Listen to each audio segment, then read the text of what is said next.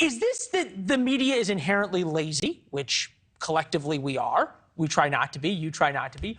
Or is it just this sort of intense narcissism that we have about ourselves, and therefore we think that Trump and Kanye and Elon are the most important things?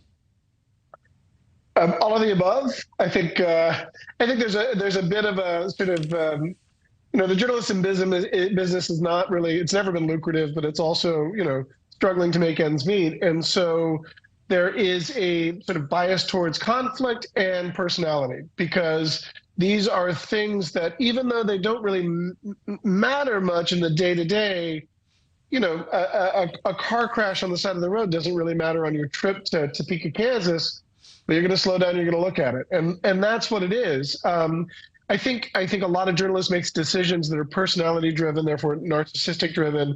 And it's created an ecosystem where, carnival barkers and narcissists like Trump and Kanye and Elon Musk, for a lesser extent, they love to make a spectacle. You talk and about they say kind of crazy things to get attention, and the media are willful participants.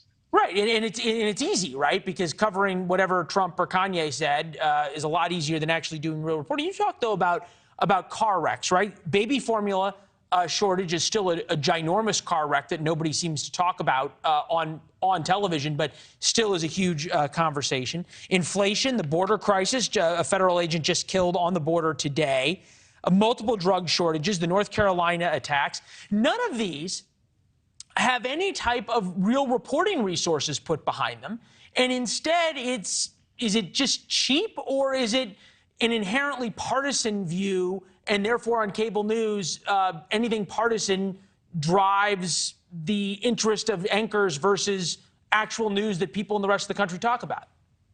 I don't know if it's just interest in anchors. I think you sort of teased this a little bit in the tease when you said, the people that cable news networks are in New York. I think a lot of people that are employed by not just the cable news outlets, but also sort of websites and newspapers, there's a bit of an East Coast bias. There's a bit of a sort of a bubble that they all live in.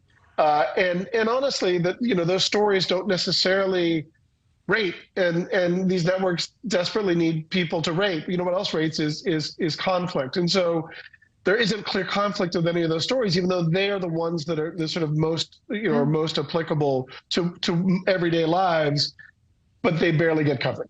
You think about what comes first, though, the chicken or the egg, and then we go to an idea of the newsstand that we all look at. If we collectively as the media went to go cover things other than Kanye's anti-Semitic dinner, Trump and Elon Musk and the great tech conspiracy, whether you believe it exists or not, and instead covered things that real people cared about, wouldn't that rate as well? Or maybe I'm hoping too much. No, I think that's the right goal. I think you're right on there. And by the way, shout out to your graphic design artist who's on fire today, doing really good work between you and the airplane and the alien there at the newsstand. It's not at all. I think journalists don't necessarily have a commitment to being neutral. They have a commitment to being truthful. But their larger commitment is to tell stories of why are stories important, right? So if proper journalists were to tell things that mattered most, it would prime the pump, and people would be more interested in their everyday lives, as opposed to cults of personality that are just looking for attention. Thanks for watching. Go to newsnation.com to find NewsNation on your television provider. And don't forget to subscribe. Click the red button to get more of NewsNation's fact-driven, unbiased coverage.